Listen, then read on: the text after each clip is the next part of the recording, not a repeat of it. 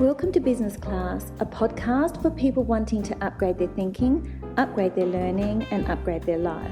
I'm your host, Eugenia Panderhos, founder of Business Class Collective, best-selling author, and life coach. If you're an entrepreneur, a startup, or someone who dreams of reaching their full potential, then you're in the right place. You'll feel empowered and inspired to design the life you've always wanted. Let's do this.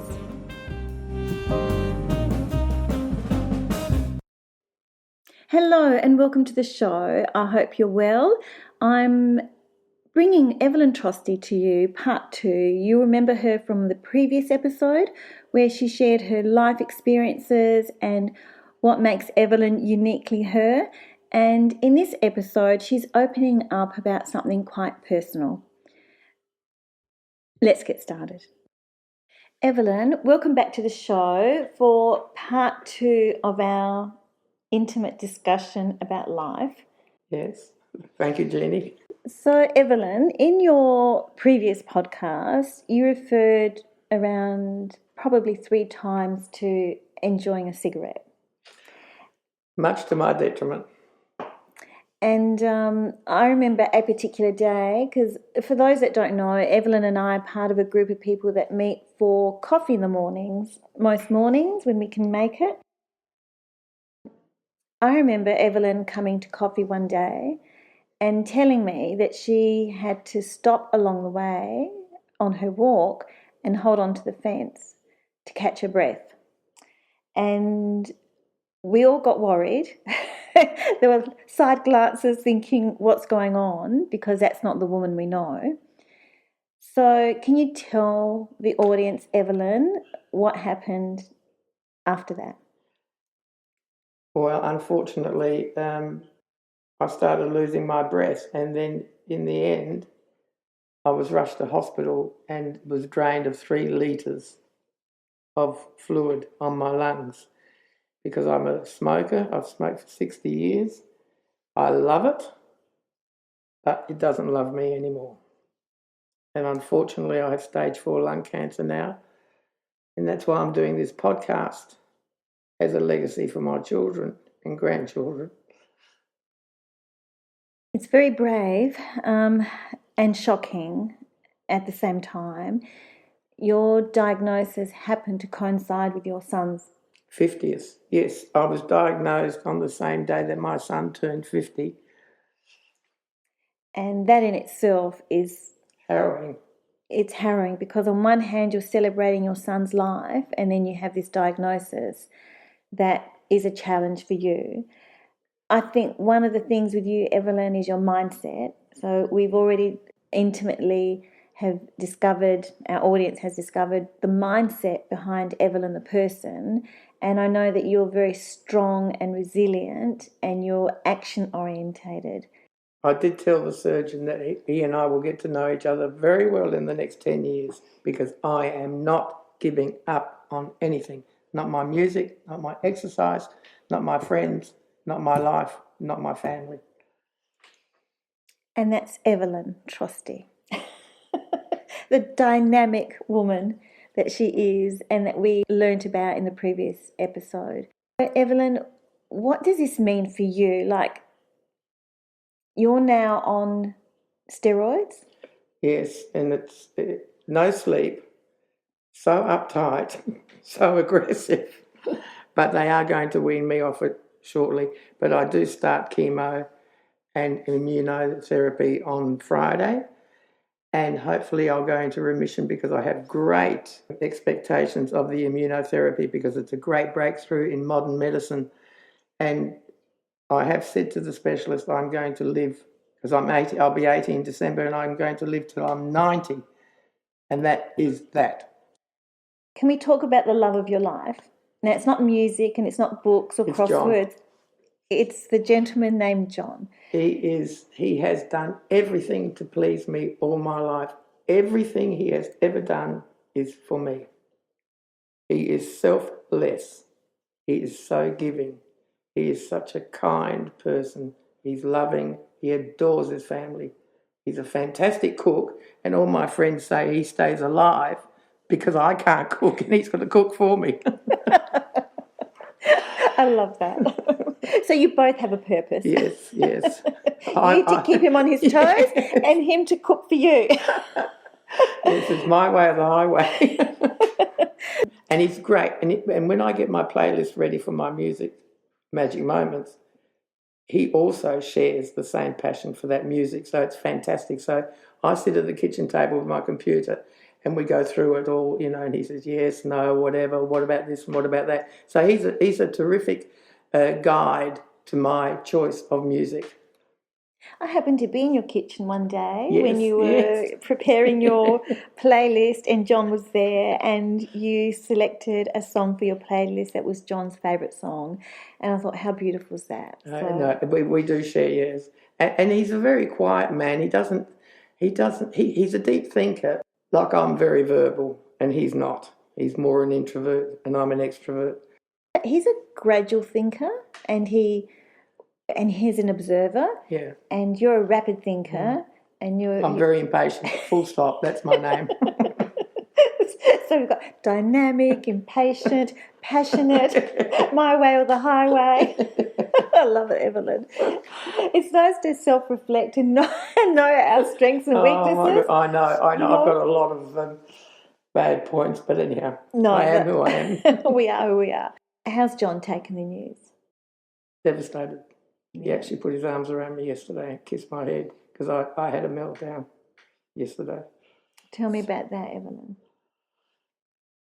Well, I went and had a cigarette, which I went cold turkey when I was diagnosed, and went off them.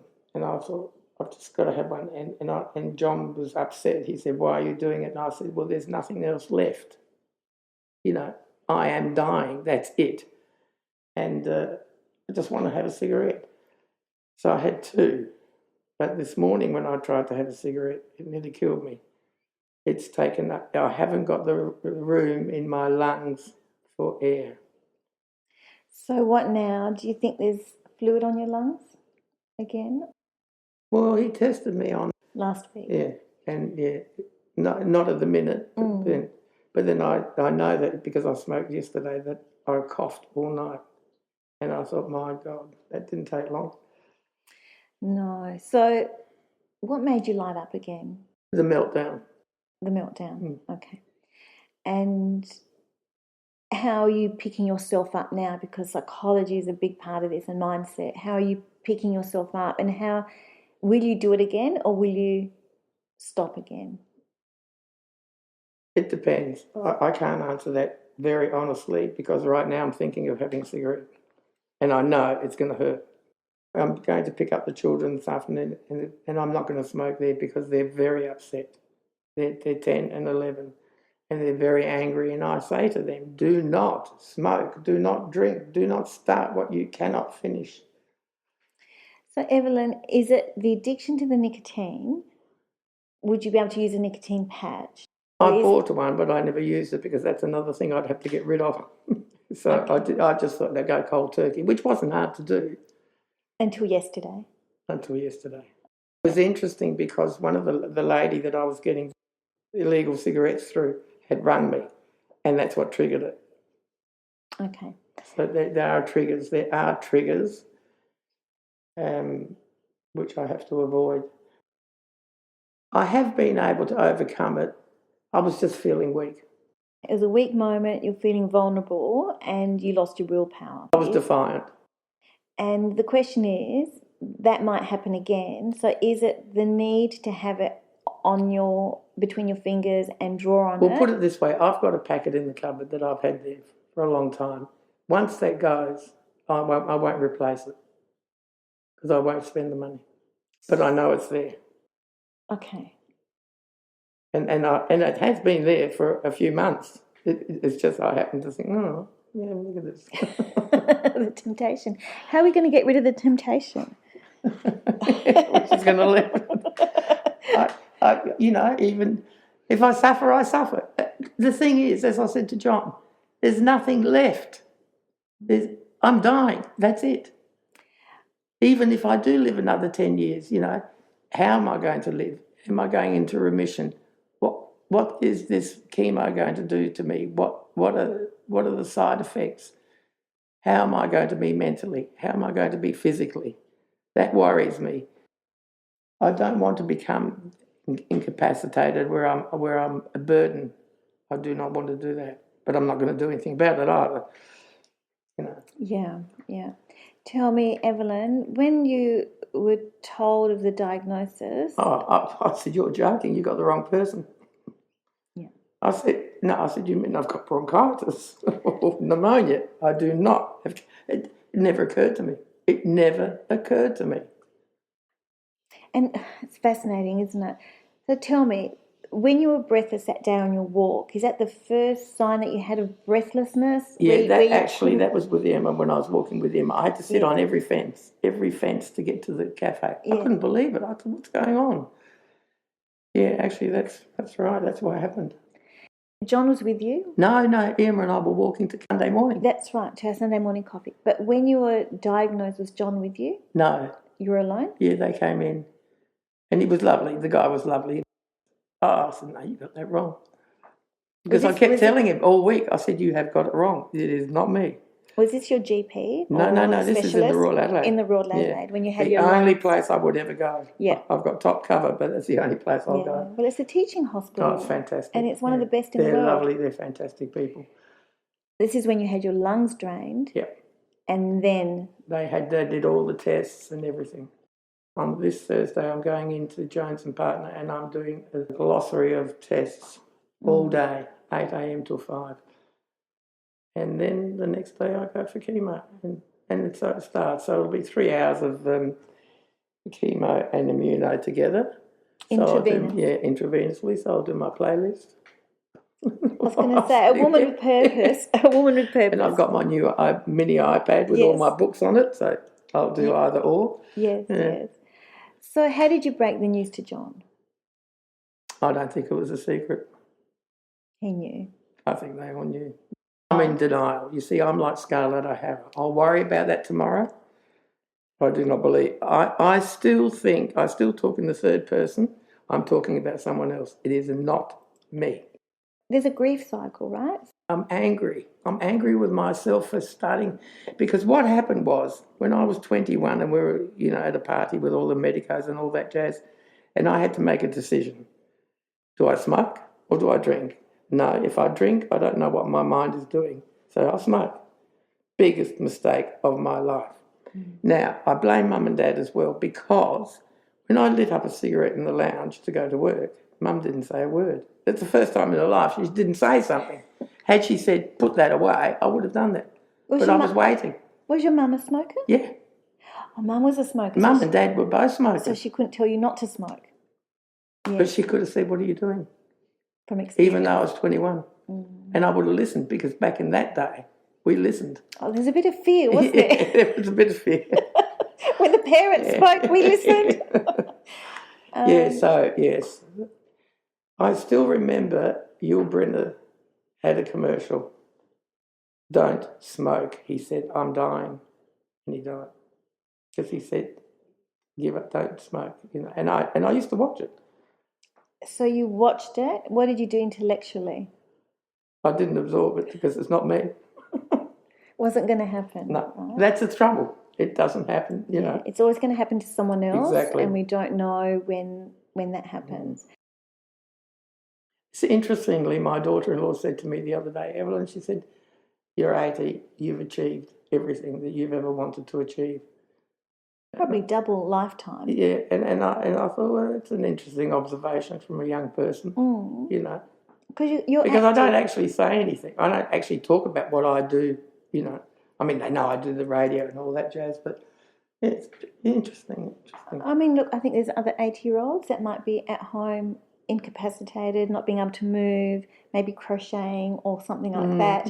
You defy all the stereotypes of an 80-year-old because you have such a passion for life and you embrace it with both hands. Well, I'm not old. I don't feel old. No, that's the thing. No. And for anyone, look, you can't see Eveline. She does not look old.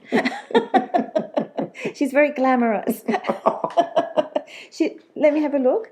She's got rings on every finger. She's got her manicure, her pedicure, her racy frames.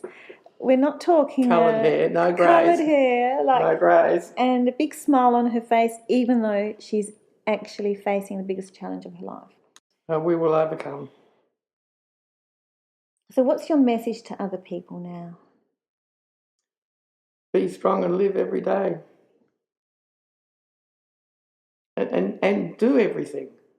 If you've got a gift, use it. That's what I was saying to my granddaughter the other night. Utilise your gift, your talents, because you've only got one shot at it.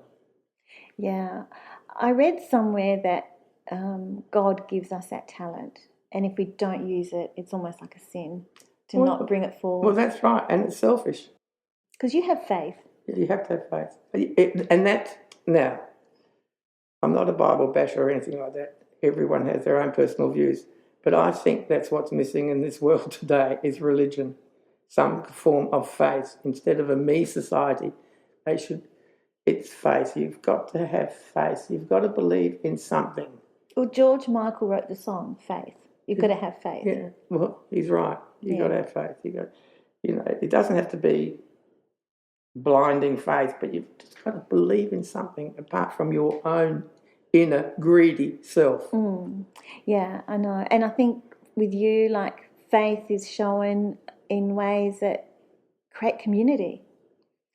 Your faith is in showing that there's another way, there's a connection, there's a conduit between you providing music, nostalgic music on the radio, and your audience feeling connected and reliving moments in their life. And they do. They say you're bringing back so many memories. I had a gentleman last night, he was 89, and he said, you have no idea how many memories you have just brought. He said, I lost my wife last year, and so he's given me a whole list of songs that he wants me to play. Don't you love it? It means so much to them. He said, can I ring you back later? Can I give you all these songs? I said, yes. But that's wonderful because you're actually appealing to your audience and your audience is providing you with playlists. Well, that's what I want. Yeah. I keep telling them the phone number. I said, ring me, let me know what you want. That's fantastic. And the exercise class, that keeps you fit and active and connected. And as you said... And they love it. And the range of age, the age group. Very impressive, very impressive. And I say to them, do what you can. No one's asking you to do the impossible. Eveline, what does this mean for your family? I had the privilege of listening to your son on the phone today, and there was so much love in that phone call and so much positive reinforcement. Oh, he's fantastic. My kids are fantastic. I can see that. And it was like he was putting the wind beneath your wings to keep going. Under the sails, uplifting. Uplifting. So, it's just beautiful to have seen that. I'm very, very, very, very, very, very lucky to have 2 beautiful boys and 4 beautiful grandchildren. And they are really nice people. They're not because they're mine. They are nice people. And I say, I've got 2 boys in Sydney. One's 20 and one's 18. And I say to them, don't smoke. Don't do this. But they're athletes, so they wouldn't anyhow. And then these 2 here who are 10 and 11, no, you're smoking. And I said, yes, and now look. Yeah. So they were questioning your smoking beforehand? Always. The little ones? Yeah, because they caught me. They caught me. Did they not know? No, they didn't know. Oh. One day I was hiding behind the shed having a cigarette because I picked them up from school, and I thought they were inside. They said, what are you doing? Sprung by a 10 and 12-year-old. And you know what my 10-year-old said? No, you always said to do the right thing, and look what you're doing. I tell you what, that was like a knife in my heart. They say the truth comes out of the mouth of babes. And see, at school they learn all about health and well-being and what not to do and what, you got sprung big time. They can't quite come to terms with if you're not allowed to drink. I said, no, you don't need to drink. You can drink water. It kills the brain cells. Don't drink. Every vice has some sort of effect, right? Yeah. As you were saying before, the effects of alcohol affect... It's much more devastating than cigarettes. Cigarettes only kills the one person. Alcohol kills the family. So what would you do differently? Not smoke. Not smoke. Were there times in your life I did give it up 4 times for a year at a time. Every time I was pregnant, I gave it up. And then what happened? I went back on. Because of habit. So you were selfless enough Yes, to look after my children. To look after your children. Well, Eveline, you should have had more children. No, so you gave that up for the children when you were pregnant and then went back to it. I suppose you could say it's like a crutch, isn't it? It's an answer to something. Maybe you need like the Greek worry beads or have your rosary beads and just, just fiddle with them or click a pen, all of that. As we discussed before, it's the era that we came up in, that glamorous Hollywood era.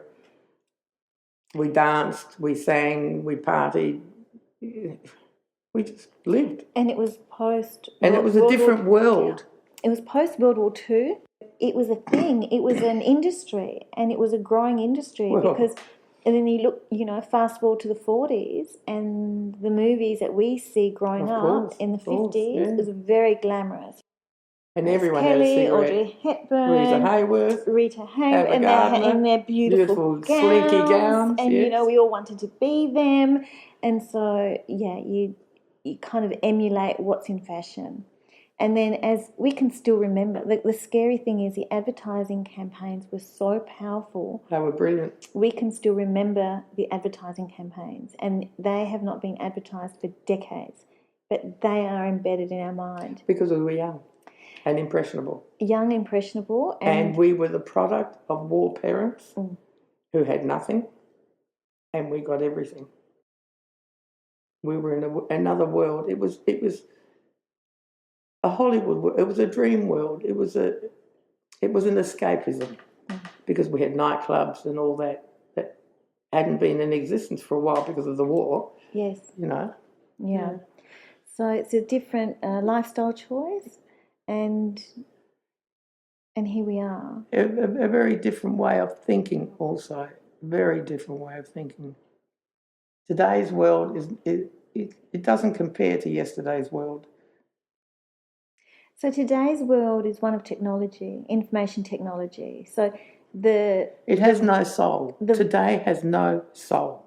The device is a connection on a screen that does not feel tactile. And when we look at architecture and interior design, a lot of it is minimal, and it's slick lines. No soul. And there's no soul. And no character, no soul, no nothing. And one of the things that came out of COVID was a change in that. And what was coming through was suddenly this need for texture. So a few years ago, about 3 years ago, texture came back into furnishings. It came back into a whole lot of other things because we had lost touch. Well, Delacroix, which I actually stood in front of that shop in Paris, it's self-furnishing. Beautiful, beautiful, beautiful. But not many people knew about it, and yet they were so famous. And I think the texture that we have, that's now in our society has come as a direct response of the isolation that we experienced during COVID, and also all the smooth surfaces of computers, mobile phones. It's all smooth. So we've lost that connection to nature, to touch. And that's why more recently, a lot of the fashion that came through was embellished with flowers and colours that were really rich and deep to try and invoke that sense of... We need it back. We need it because we've become... Too stark. Too stark, too sterile, too bland. We need some spice in our life. We do. And I think that Hollywood era, when you think about those films, they were embellished. They were beautiful. Beautiful. Sets and everything else. And so what happens is you immerse yourself in that, and along with that cigarette, and you're living that life in your head. Well, even if you go onto the Instagram, the Reels, you watch Fred Astaire, Ginger Rogers, all those people. I love it. I love the music, the dancing, the fashion, the gorgeous gowns they had. The golden years of Hollywood. Yeah, and they're so feminine, and that's missing. Today is missing. Yeah, the femininity. Today there's nothing soft, there's nothing feminine about these women. And it's not their fault, it's the world they're growing up in. We were talking recently about comedy and how comedy could be suggestive, but not crass. Well, Lucy Ball was the best comedian. She was the start of feminism and businesswoman. She had a smart head. She was clever. She worked at it. It didn't just happen. She worked at it. Yeah, she broke boundaries and created comedy that was funny and not sexual. It was slapstick. That's right. It was just everyday living. She made it funny and entertaining. So what do you want to say to your family? I love you all. And you're going to make lots of memories with them. That's the other thing. Eveline, we're going to reflect on the magic moments of your life. And I know that music is an integral part of that. But I'm going to hand the microphone over to you. Thank you, Jeannie. I'd like to talk about some magic moments of my life. The first one was, of course, meeting John and marrying him. And then having two beautiful boys, Paul and David. And they added 100% of happiness in our lives and their growth and then their impending marriages. We were very, very lucky that Paul and David chose the two most beautiful girls in the world who are so supportive, such great mothers, such great wives, such great friends that have given me all their life and made me part of their life.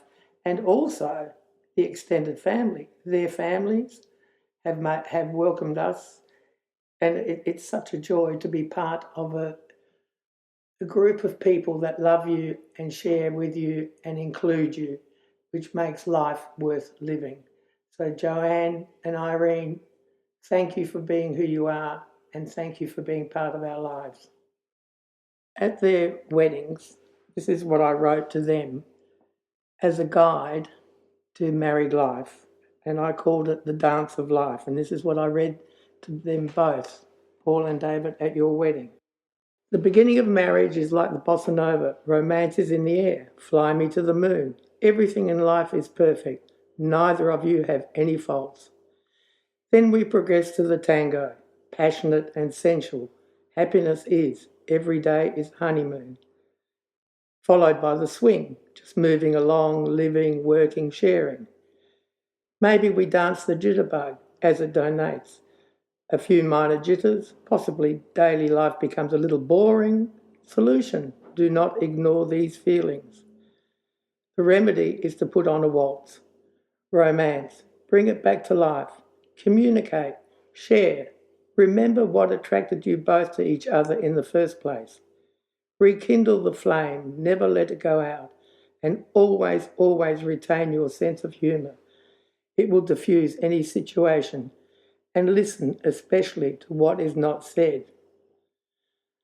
Allow me to summarise these dances by saying, the secret of making something work in your life is the deep desire to make it work, then the faith and belief that it can work, then to hold that clear, definite vision in your consciousness and see it working out step by step without one thought of doubt or disbelief. On behalf of everyone here, Paul and Irene, David and Joanne, to your health, we wish you glorious happiness and wealth to the end of your lives. With all our love, Mum and Dad. That's so beautiful, Eveline, and so heartfelt. And I think for any person embarking on a relationship or struggling in any relationship, these are the words of wisdom and pearls that will sustain you for the rest of your life. Exactly. Is there anything else you'd like to share, Eveline?